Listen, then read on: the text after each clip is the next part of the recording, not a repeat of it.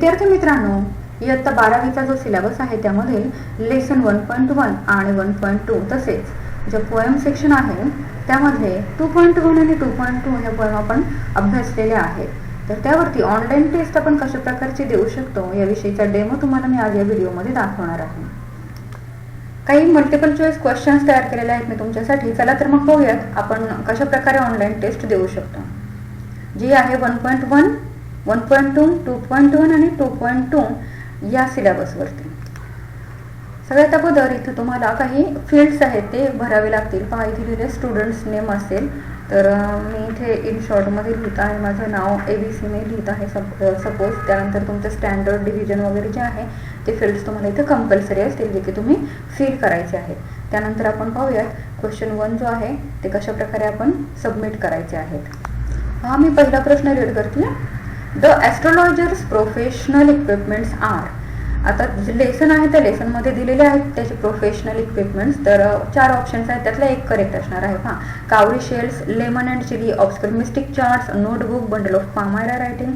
आता हे सगळे बरोबर आहेत परंतु त्यामध्ये लेमन अँड चिली नाही आहे ऑप्शन. आपण पुढचं पाहूयात. Cowrie shells, obscure mystic charts, notebook, bundle of palmyra writing. माझ्या मते हे एकदम करेक्ट असलेलं ऑप्शन आहे. सो आपण ह्याच्यावरती इथे फक्त टिक मार्क करायची आहे. चला पुढचा प्रश्न पाहूयात.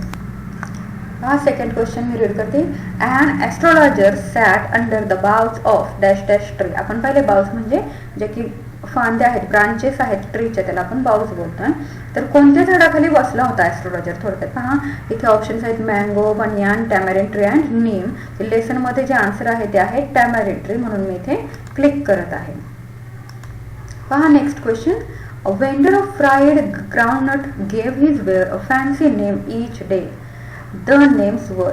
जो की ग्राउंडनट विक्रेता होता तो त्याचे जे ग्राउंडनट्स आहेत त्यासाठी वेगवेगळ्या प्रकारचे नेम्स त्या गोष्टींना देत होता. जे वेगवेगळे नेम्स होते ते कोणते कोणते म्हणजे जे ग्राउंडनट आहेत त्यांनाच तो वेगवेगळ्या प्रकारच्या नावांनी आवाज द्यायचा की माझ्याकडे हे आहे. पहा बोलत असेल काय ते. बॉम्बे आईस्क्रीम आहे, daily almonds, Rajas delicacy.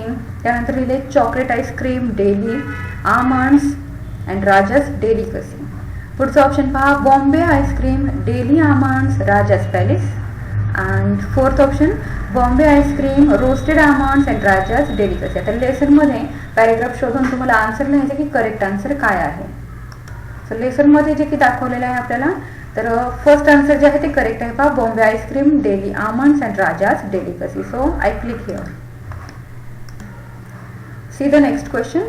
And astrologer said things which pleased and astonished everywhere because there was dash dash.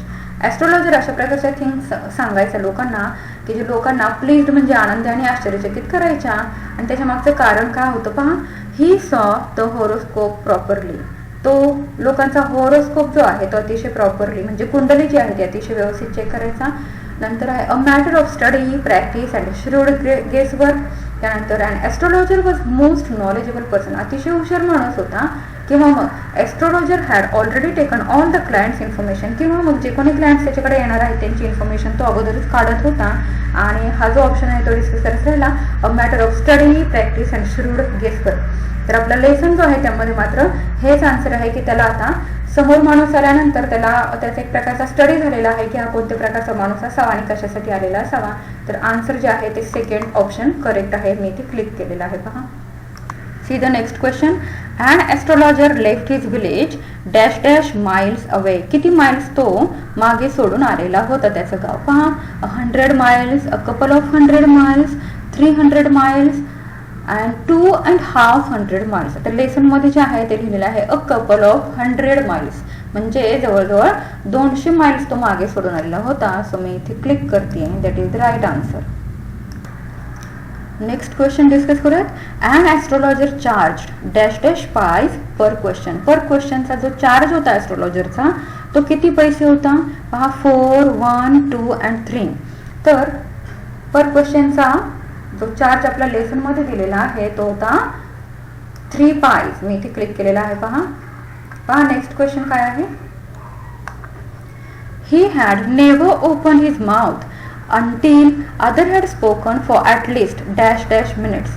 Astrologer जो आहे तो त्याचं तोंड जवळजवळ कितीतरी मिनिट उघडायचं नाही जोपर्यंत पुढचा माणूस बोलतोय तर बोलून त्याच्याकडून काय करायचं, इन्फॉर्मेशन घ्यायचा आणि मग मात्र तो स्वतः सांगायला सुरुवात करायचा. आणि हे करत जवळजवळ किती वेळ तो तोंड उघडत नव्हता पहा. लिहिलाय 5 minute, 15, 10 or 20 minute. And the right answer is at least 10 minute. See the next question. Find out the word from the extract that mean bargaining. Bargaining म्हणजे भाव करणं एखाद्या गोष्टीचा. सो बार्गेनिंग साठी आपल्या लेसन मध्ये कोणता शब्द आलेला आहे तो तुम्ही शोधून काढायचा आहे. इथे काही शब्द दिलेले आहेत तो ऑप्शन म्हणून. फर्स्ट आहे डिस्गॉर्ज, नंतर हॅगलिंग, जुटका अँड शेरड. तर अशा प्रकारचे वेगवेगळे ऑप्शन्स दिलेले आहेत.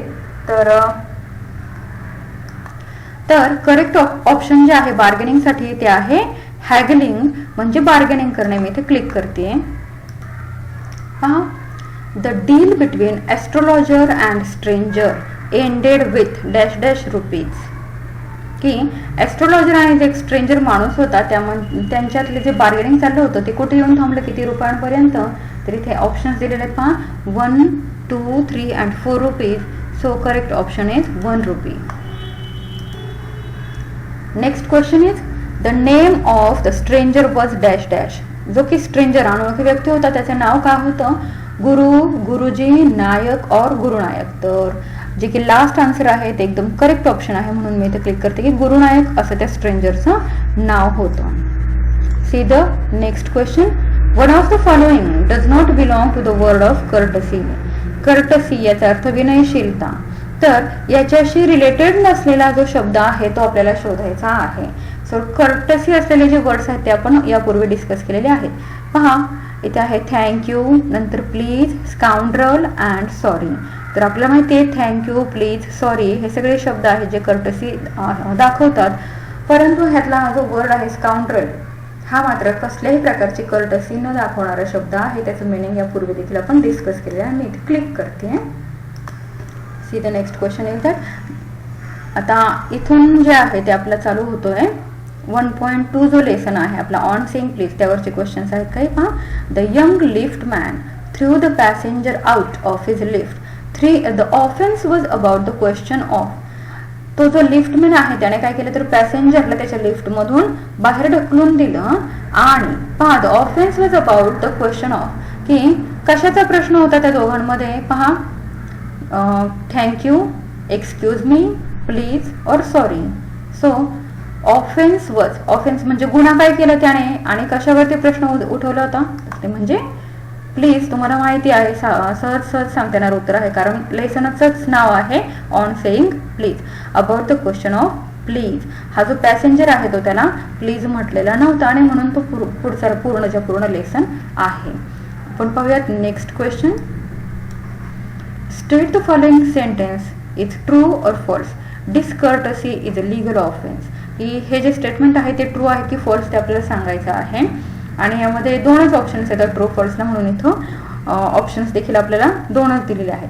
So discourtesy is a legal offence, की एखाद्याशी रूडली वागणे हा एक प्रकारचा लीगल ऑफेन्स आहे असं बोललेलं आहे. तर हे ट्रू आहे का फॉल्स. तर आतापर्यंत डिस्कस केलेल्या लेसन मध्ये डिसकर्टसी किंवा एखाद्याशी रूडली बोलणे किंवा चांगलं बोलणे तर याविषयी कसल्याही प्रकारचा कायदा आपल्याकडे नाही, याविषयी आपण ऑलरेडी डिस्कस केलेला आहे.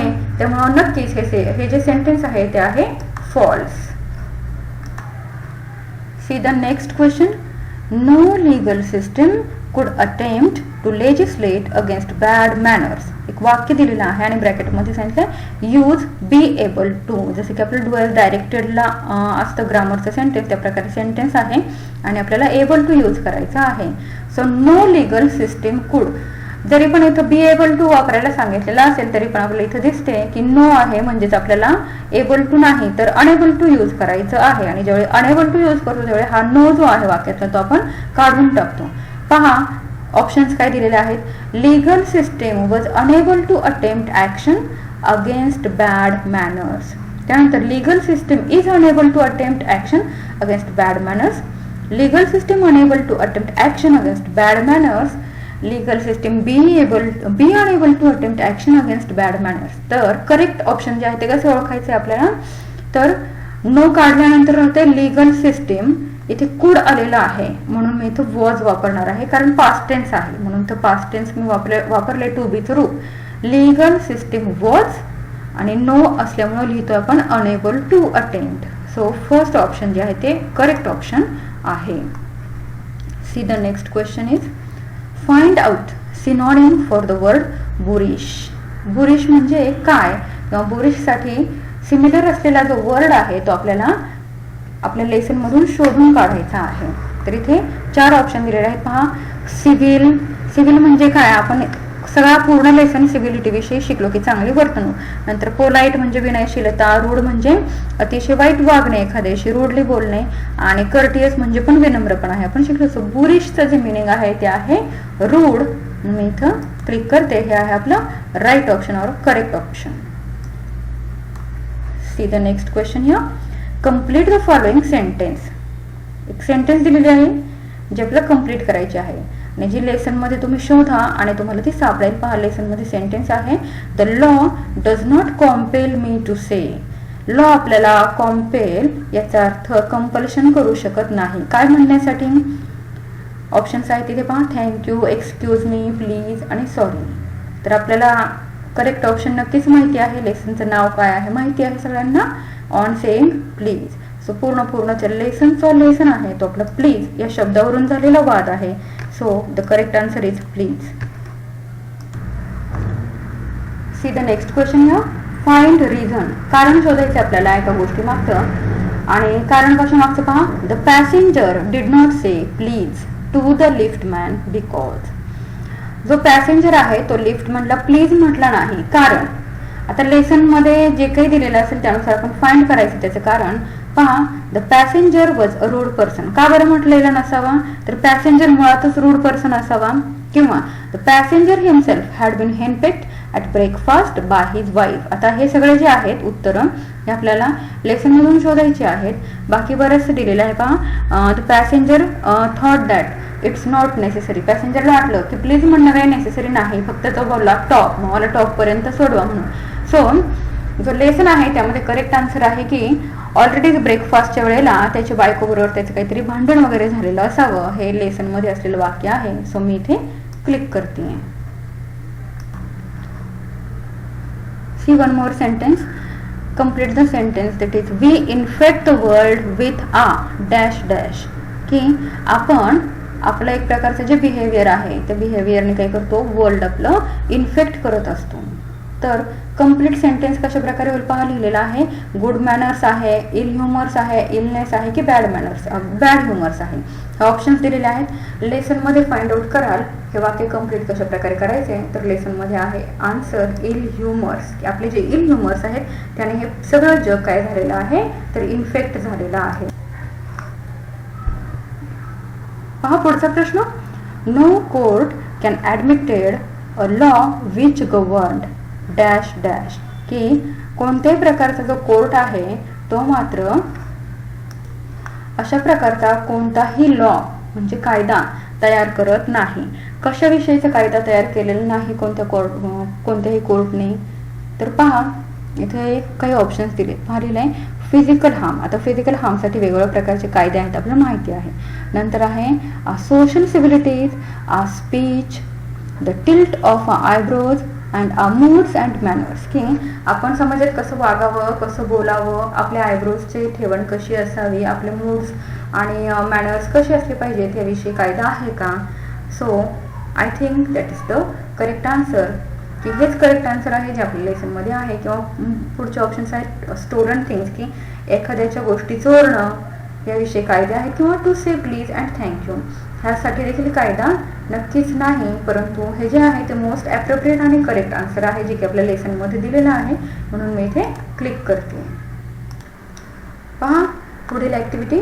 The theme of the lesson is. आता जो लेसन आहे त्याची थीम काय असावी. Revenge is most important. Revenge म्हणजे बदला घेणे हे जास्त महत्वाचं आहे. आणि पुढचं ऑप्शन आहे the polite man always have the spiritual victory.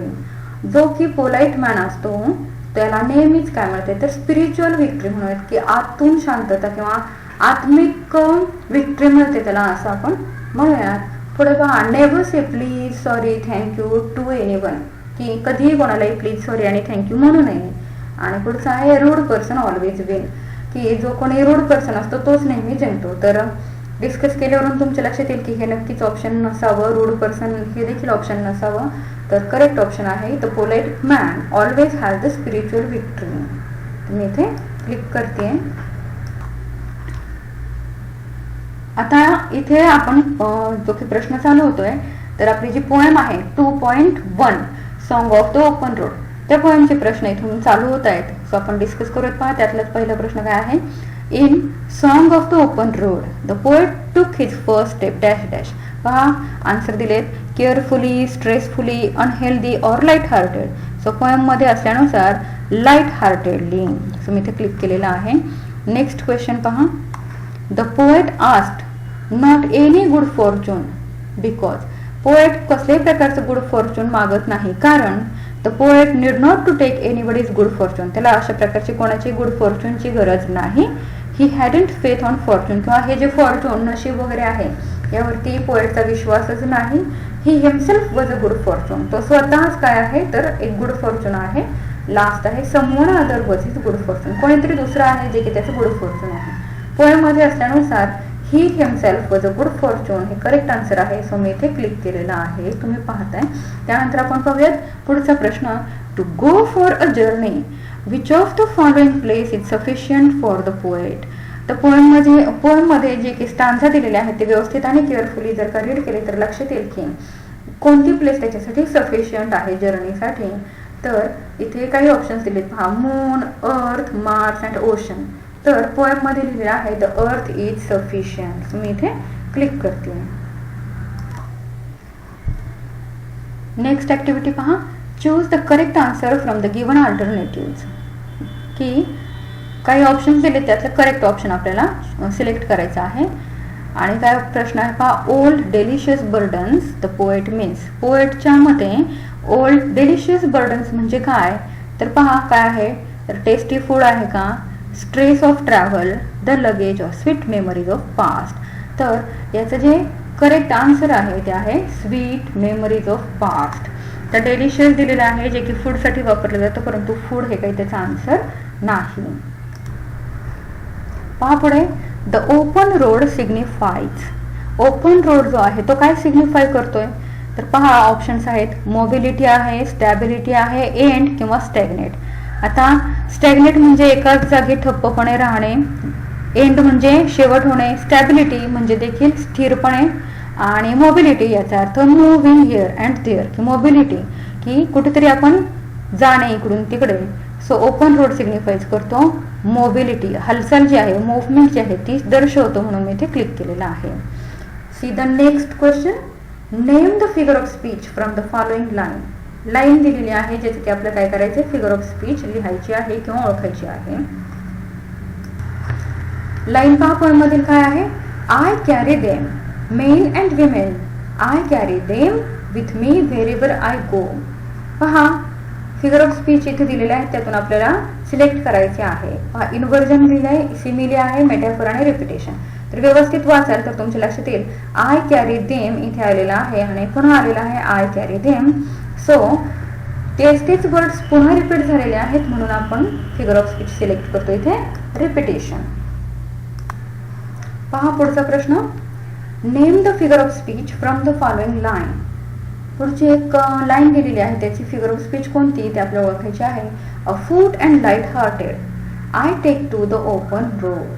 आणि आन्सर्स आपला ऑप्शन्स दिलेले आहेत पहा. इन्व्हर्जन आहे, सिमिली आहे, मेटाफोर आणि रिपिटेशन. आता इथे पहा. Afoot and light hearted, I take to the open road. आता हे जे आहे सब्जेक्ट आहे आय, वर्ब आहे टेक. सो सब्जेक्ट आणि वर्ब जो आहे तो वाक्याच्या कुठे आलेला आहे मध्ये आलेला आहे आपल्याला दिसतंय. सो जे की वाक्यरचना आहे किंवा जे ग्रामरच्या रूल नुसार की SVO ही जी स्ट्रक्चर आहे ती फॉलो न करणं हे जे आहे ते म्हणजे आहे inversion. So figure of speech आहे इन्व्हर्जन, की कसले ग्रामॅटिकल रूल फॉलो करत नाही, म्हणून मी इथे क्लिक करते. पहा आता पुढचे जे प्रश्न आहेत ते आपली जी पोएम आहे 2.2 इंडियन विवर्स त्या पोएमवरील प्रश्न आहेत जे काही आपण डिस्कस करूयात. इथे पहा. In Indian viewers the blue colour symbolises. आपल्याला माहिती आहे वेगवेगळ्या प्रकारचे कलर्स दिलेले आहेत आणि ते काय वेगवेगळ्या प्रकारे सिम्बलाइज करतात. तर त्यातला जो ब्ल्यू कलर आहे तो काय सिम्बलाइज करतो विचारलेला आहे.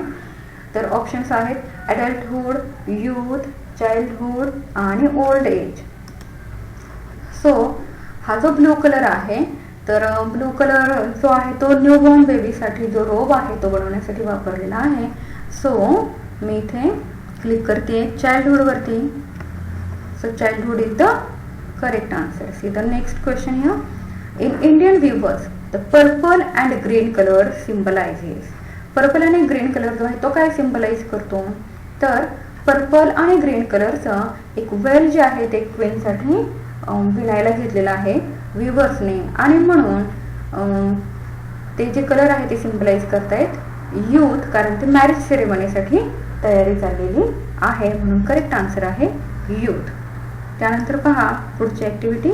In Indian viewers the white colour symbolises. आता हा जो व्हाईट कलर आहे तो व्ह्यूवर्सने घेतलेला आहे. पहा फ्युनरल जे आहे की अंत्यसंस्कार म्हणूया तर त्यासाठी विणायला घेतलेला जो कलर आहे तो म्हणजे व्हाईट आणि म्हणून हा कलर सिम्बलाइज करत आहे डेथ. पहा पुढील ऍक्टिव्हिटी काय आहे ते. तर इथे तुम्हाला पाहायला मिळतील की वेगवेगळे टायमिंग जे आहेत दिवसाचे त्यानुसार वेगवेगळ्या प्रकारे विणकर विणायला घेतलेला आहे. पहा आता लिहिलंय weavers weave robes for newborn child. Newborn चाइल्डचा जो रोब आहे तो विणायला घेतलेला आहे दिवसाच्या कोणत्या वेळेत. पहा at break of day, fall of night, moonlight chill and in the evening. तर न्यूबॉर्न चाइल्डचा जो रोब आहे तो विणायला घेतलेला आहे at the break of day. Next activity पहा. Weavers weave the marriage veils of a queen. Marriage veil जे आहे क्वीनचं ते विणायला घेतलेलं आहे तर कोणत्या वेळेला. तर फॉल ऑफ नाईट. त्यानंतर लास्ट ऍक्टिव्हिटी पहा त्याचीच. Weavers weave the dead man's funeral shroud. Funeral shroud जे आहे ते विणायला घेतलेलं आहे कधी तर मूनलाईट चिलच्या वेळेला. पहा त्याच पोएम मधील फिगर ऑफ स्पीच आपण डिस्कस करूयात काही. Name the figure of speech of the following line. Line लिहिलेली आहे त्याचे फिगर ऑफ स्पीच पाहायचे आपल्याला. Weavers weave the robes of a new born child. आणि ही जी लाईन दिलेली आहे पोएमची तर त्यामध्ये कोणती फिगर ऑफ स्पीच आलेली आहे. काही ऑप्शन्स आहेत पहा. सिमिली, मेटाफॉर, अलिटरेशन आणि इन्व्हर्जन. आपण पाहतोय वीवर्स वीव डब्ल्यू आणि डब्ल्यू म्हणजे व हे जे लेटर आहे ते इथे रिपीट झालेलं आहे म्हणून आलेली आहे अलिटरेशन. आणि सगळ्यात लास्ट जी ऍक्टिव्हिटी आहे पहा. Name the figure of speech of the following line that is like the plumes of peacock, purple and green. आणि ऑप्शन्स आहेत simile, metaphor, alliteration and inversion. So आपल्याला माहिती आहे की लाईक आणि ॲज हे वर्ड्स वापरून जी की कंपॅरिझन केली जाते तर ती असलेली फिगर ऑफ स्पीच आहे सिमिली म्हणून मी इथे सिमिलीवरती क्लिक करते. त्यानंतर जेव्हा तुमची ऍक्टिव्हिटी संपूर्ण सोडवून कंप्लीट होते त्यानंतर तुम्हाला इथे सबमिट बटनवरती क्लिक करायचे.